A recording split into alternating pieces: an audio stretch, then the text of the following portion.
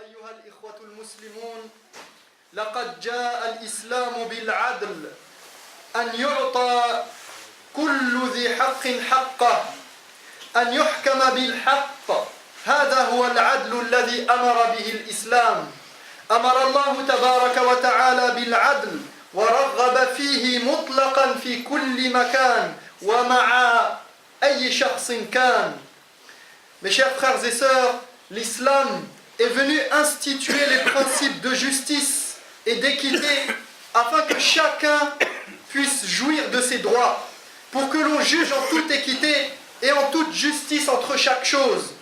Voilà le principe de justice que l'islam ordonne à toute l'humanité. Allah a ordonné aux croyants d'être équitables.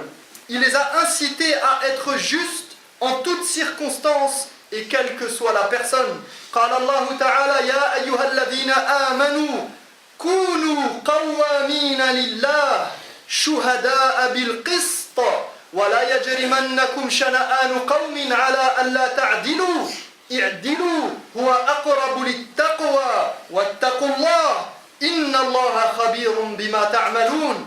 Allah nous dit: ô vous qui croyez, soyez fermes dans l'accomplissement de vos devoirs envers Allah et impartiaux quand vous êtes appelés à témoigner. Soyez des témoins équitables, et que la haine pour les gens ou pour certains groupes de gens, pour certaines personnes, que la haine pour des gens ne vous incite pas à être injuste. Soyez équitables, ceci est plus proche de la piété. Craignez Allah, et Allah est si bien informé de ce que vous faites. Inna Allah ya'murukum an tu'addu al-amanati ila ahliha wa idha hakamtum bayna an-nas an tahkumu bil 'adl. Inna Allah ni'ma ya'idhukum bih. Inna Allah kana sami'an basira. Certes, Allah vous ordonne de rendre les dépôts à leurs ayants droit, et quand vous jugez entre des gens, de juger avec équité. Quelle bonne exhortation qu'Allah vous fait. Allah est en vérité celui qui entend et qui voit tout.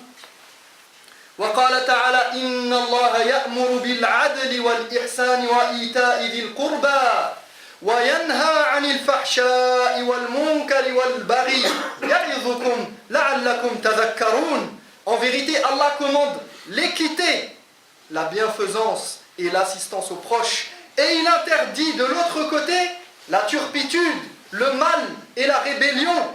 C'est ainsi qu'il vous exhorte afin que vous vous rappeliez.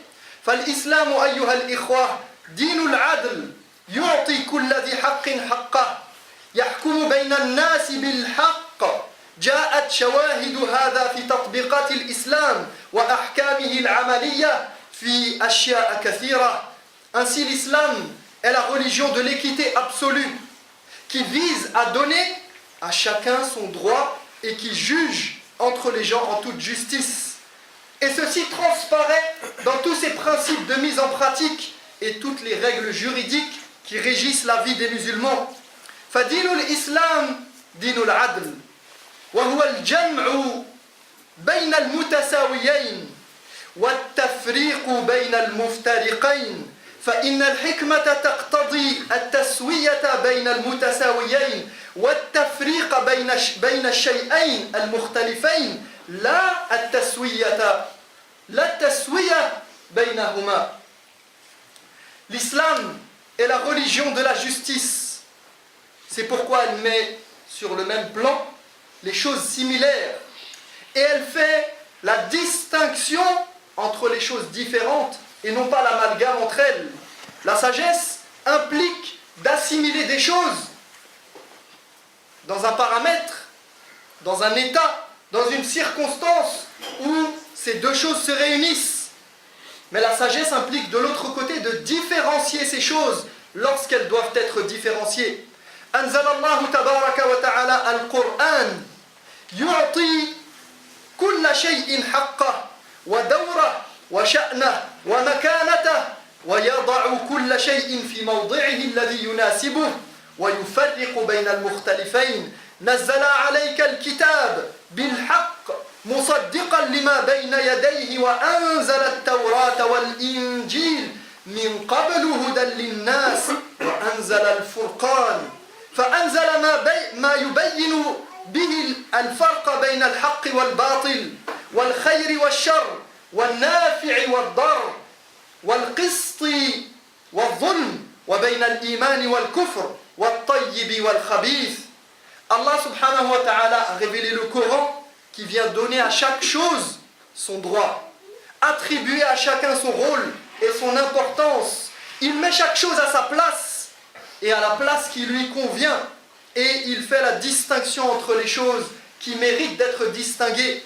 Ô Muhammad, s'adresse Allah tabaraka wa ta'ala à son prophète, il lui dit: ô Muhammad, Allah t'a révélé graduellement le livre en tant que message de vérité, confirmant les livres précédents comme il avait révélé la Torah et l'évangile auparavant, pour servir de direction aux hommes, et tout ce qu'il a révélé, il en a fait un moyen de discernement.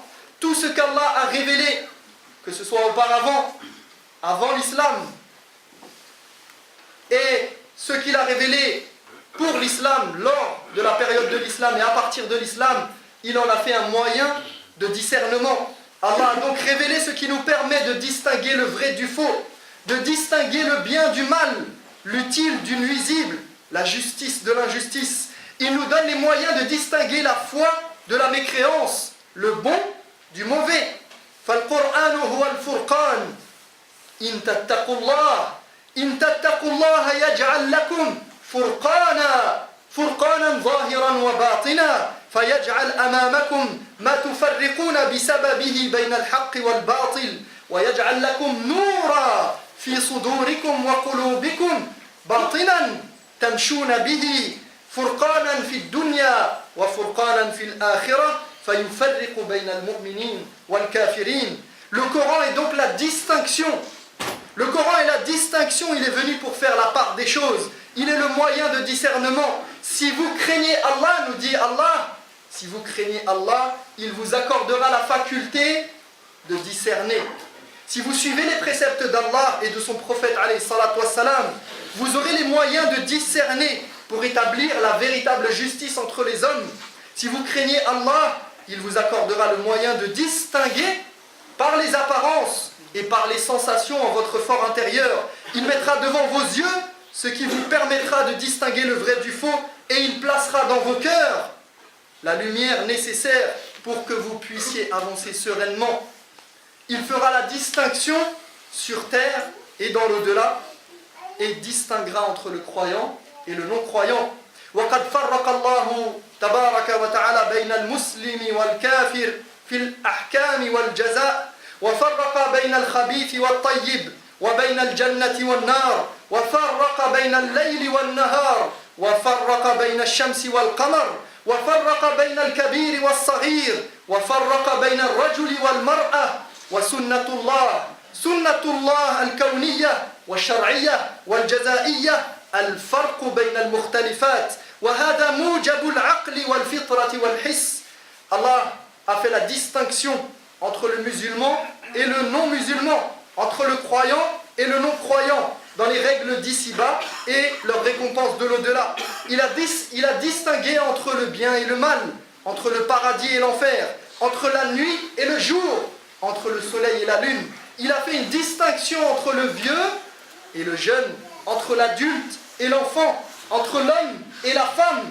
Cette loi est non seulement universelle, mais elle est aussi religieuse. Cette loi, c'est la distinction entre les êtres qui sont différents, et ceci est une évidence qui s'impose par la raison saine, par la saine nature et par les sens et l'observation. والقرآن أيها الإخوة المسلمون صريح في نفي التسوية بين المختلفات. قال تعالى: وما يستوي الأعمى والبصير ولا الظلمات ولا النور ولا الظل ولا الحرور وما يستوي الأحياء ولا الأموات.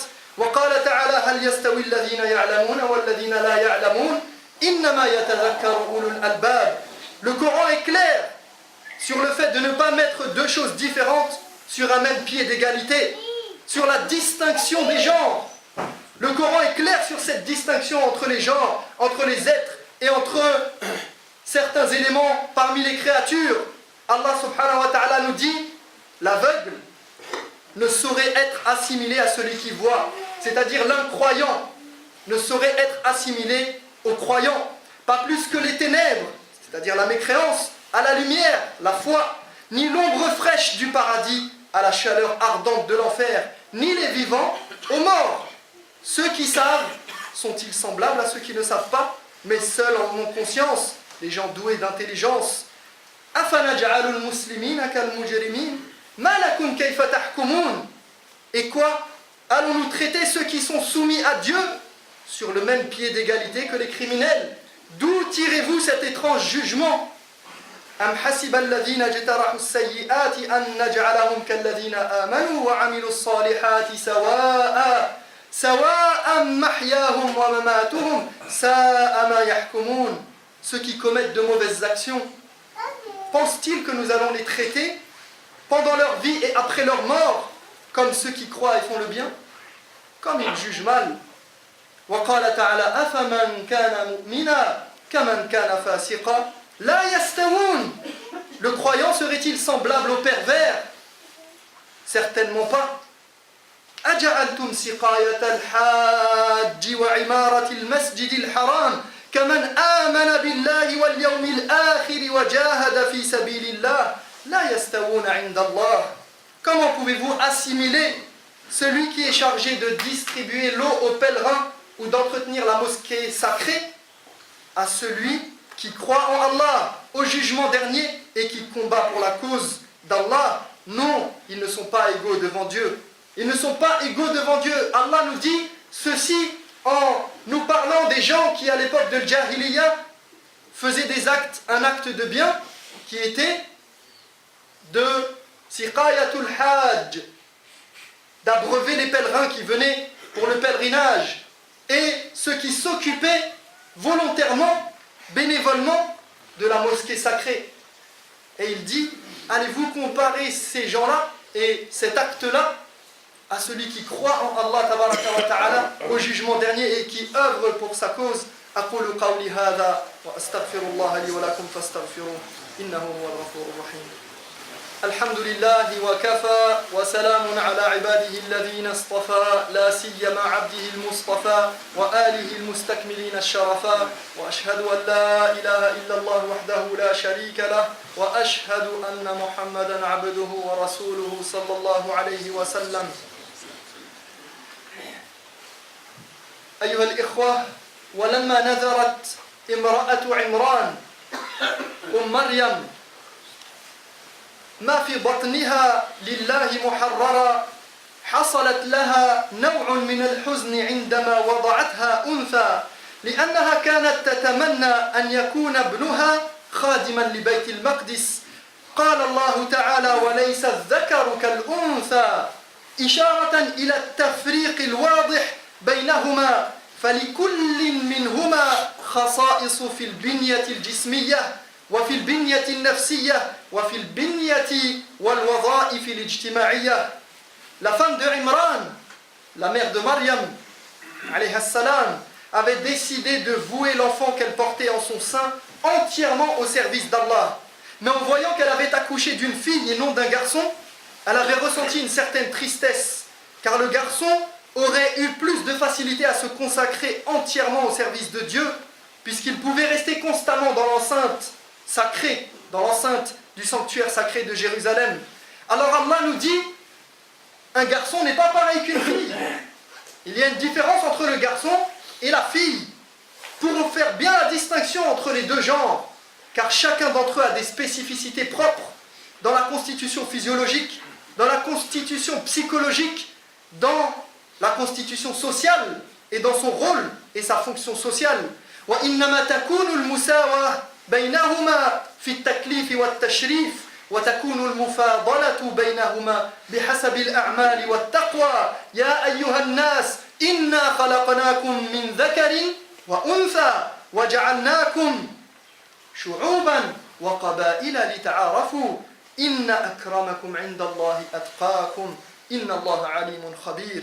L'égalité entre eux se situe dans les droits et les devoirs vis-à-vis d'Allah et dans le fait que tous L'homme et la femme ont été honorés en tant qu'être humain. Mais au final, la valeur d'un être humain s'évalue en fonction de ses actes et de sa piété. Ô homme, nous dit Allah, nous vous avons créé d'un mâle et d'une femelle.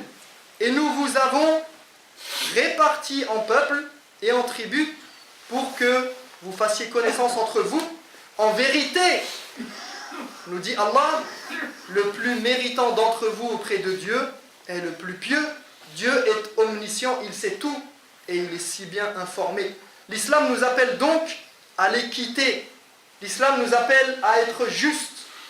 Et Allah, notre Créateur, veut pour les êtres humains qu'il y ait un jugement en toute justice, que ce soit ici-bas ou dans l'au-delà. Donc l'islam nous appelle à l'équité et non pas à une égalité perverse qui contrevient à toute logique, à toute réalité, à toute réflexion sensée et à toute moralité. Allah nous appelle à être juste et il nous appelle à mettre les choses à leur place. Allahumma ighfir lana warhamna wa tub alayna innaka antat tawwabur rahim. Allahumma a'inna ala dhikrika wa shukrika wa husni ibadatik.